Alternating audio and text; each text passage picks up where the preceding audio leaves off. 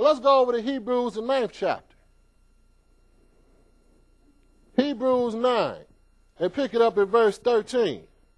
But go ahead. For if the blood of bulls and of goats and the ashes of an heifer sprinkling the unclean sanctify to the purifying of the flesh, how much more shall the blood of Christ, who through the eternal Spirit offer himself without spot to God? Okay, so back in 13 it said, for if the blood of bulls and goats and the ashes of an heifer sprinkling the unclean sanctifieth to the purifying of the flesh. So if blood of animals sanctified to the purifying of the flesh, how much more shall the blood of Christ, who through the eternal Spirit offered himself without spot to God? Go ahead.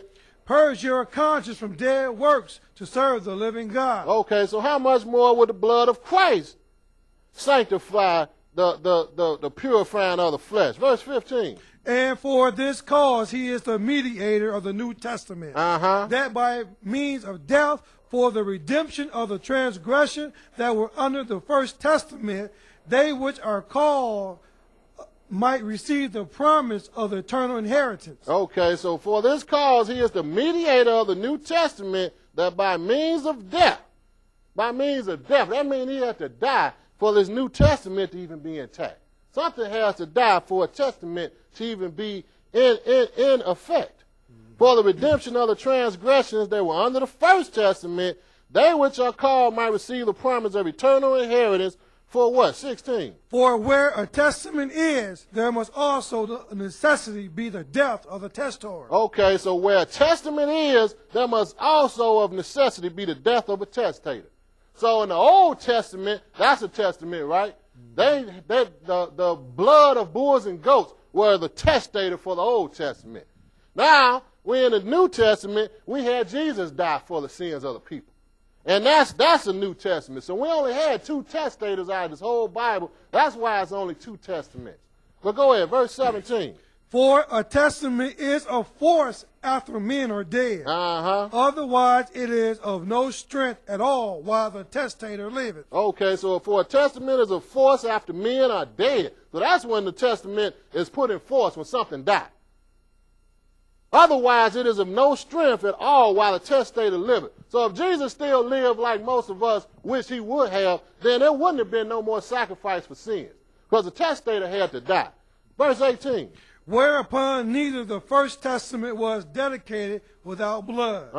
For when Moses had spoken every precept to all the people according to the law, he took the blood of calves and of goats with water and scarlet wool and hyssop and sprinkled both the book and all the people. Okay, so then we read that Moses took the book of the covenant and he sprinkled blood on it? That's right. And on the people? Go ahead, verse 20. Saying, this is the blood of the testament which God hath enjoined unto you. Okay, let's go right over to Hebrews, the 8th chapter. Let's go right over to Hebrews, the 8th chapter. And we're going to pick it up at verse 7. Hebrews 8 and verse 7.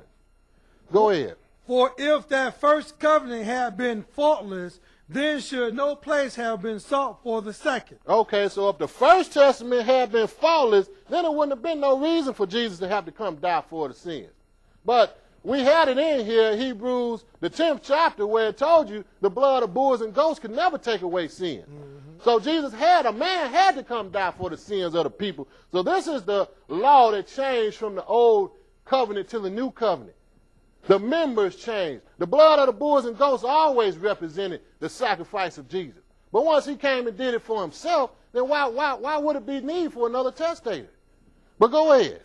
For finding fault with them, he said, behold, the days come, saith the Lord, when I will make a new covenant with the house of Israel and with the house of Judah. Not according to the covenant that I made with their fathers in the day when I took them by the hand to lead them out of the land of Egypt, because they continued not in my covenant, and I regarded them not, saith the Lord. Okay, verse 10. For this is the covenant that I will make with the house of Israel. Okay, so this is the new covenant that the Lord is going to make with the house of Israel. What is the new covenant? After those days, saith the Lord, I will put my laws into their mind and write them in their hearts, and I will be to them a God, and they shall be to me a people. Okay, so that's the terms of the new covenant. We were no longer under the animal sacrifice or under the Levitical priesthood. Why? Because Jesus came and died for our sins, and he became the last sacrifice for men.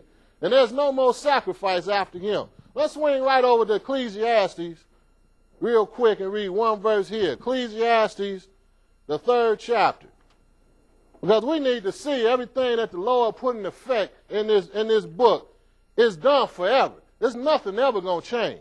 Ecclesiastes 3 and read verse 14. Go ahead. I know that whatsoever God doeth, it shall be forever. Okay, so didn't God make the covenant with Abraham? I know that whatsoever God doeth, it shall be forever. That's an absolute statement. That don't mean here today, gone tomorrow. Forever is forever. That's infinity. I know that whatsoever God doeth, it shall be forever. What? It shall, and nothing can be put to it, nor anything taken from it. And God doeth it, that men should fear before him. Okay, I thank you for your time. If you live in the Chicagoland area, join us on Saturdays, the Sabbath day, at 1 p.m. at our location in Gary, Indiana, which is only 20 minutes from the south suburbs. We also have a Wednesday evening service at 7 p.m. If you live in the Los Angeles area, join us on Saturday, the Sabbath day, at 11 a.m. at the La Quinta